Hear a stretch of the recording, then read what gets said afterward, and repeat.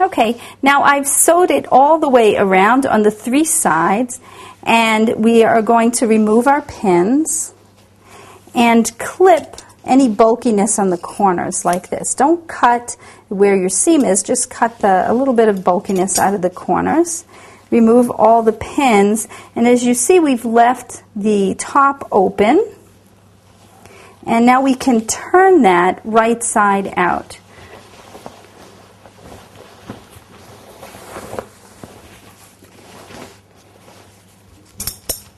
I'm going to clip this corner also to get a little of the bulkiness out of that.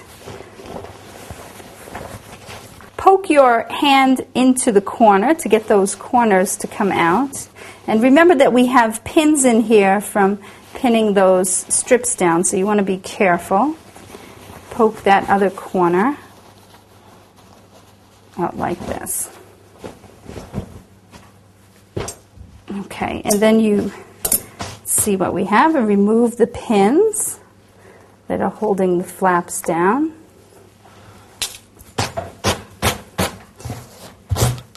And now we just need to finish the end, and we're going to also be attaching the back to the front section by opening up a flap, maybe every 3 or 4 flaps, and sewing in between here.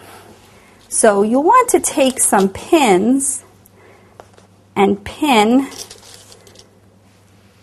some flaps open like this, and then also put some pins that are going to pin the front section to the back section.